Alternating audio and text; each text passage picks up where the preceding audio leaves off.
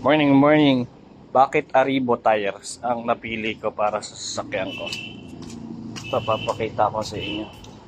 So kahapon yan, yung mga margins pa. Bibili ko lang nito kahapon. 185.55 R15. So number 1, reason kung bakit ito yung pinili ko ha. Trademark 420. Sa iba kasi na China brand, nasa 360 lang. So ito kahit papano, yung trade wear niya pala, 420. Traction A, temperature A. Okay? So yan yung isang reason. Sa price range, dito ako sa Blumentritt bumili, nakuha ko lang siya ng 2.5. Kinausap ko lang na mabuti yung nagbebenta. Pwede ko ituro sa inyo kung saan. 2.8 siya dun eh. So libre na yung kabit tsaka yung wheel balance. Second reason kung bakit ko siya kinuha, ito, EV ready. Okay, meaning to say, electric vehicle ready.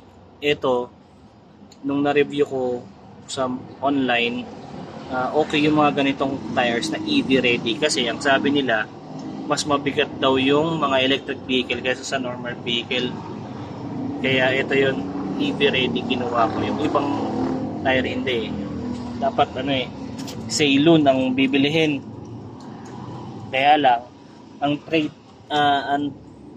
tread wear niya is 360 lang yata. So syempre lamang to kung titignan mabuti, kahit China brand to ha. O tapos 6 ply naman siya dito. Tapos updated naman yung 2026.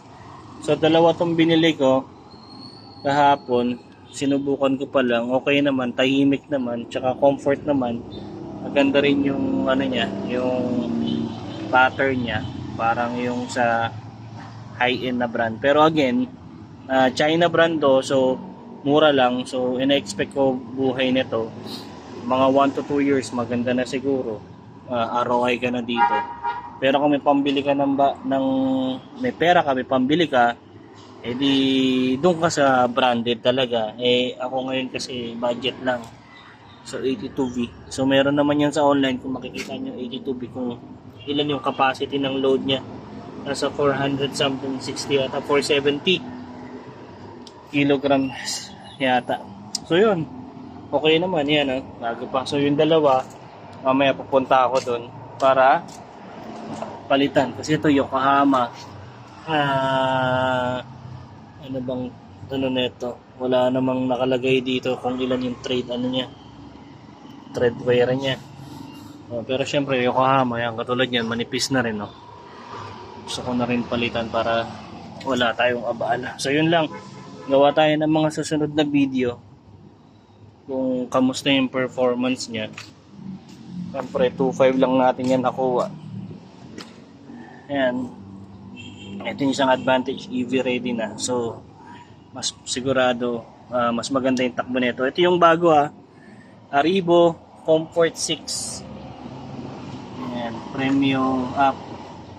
Premio Comfort 6. Ito yung bago. Kaysa dun sa ARZ1 something. So, ito yung pinaka-latest model. So, siyempre, pag latest model, latest technology na yan, kahit papaano. So, yun lang. Maraming salamat and hopefully kung meron kayong katanungan, message nyo lang po dito. Kaya mag-comment kayo para masagot natin. Tapos magbibigay na lang ako ng feedback ulit pag tumatakbo na tsaka napalitan ko ng isa ha. Okay, God bless.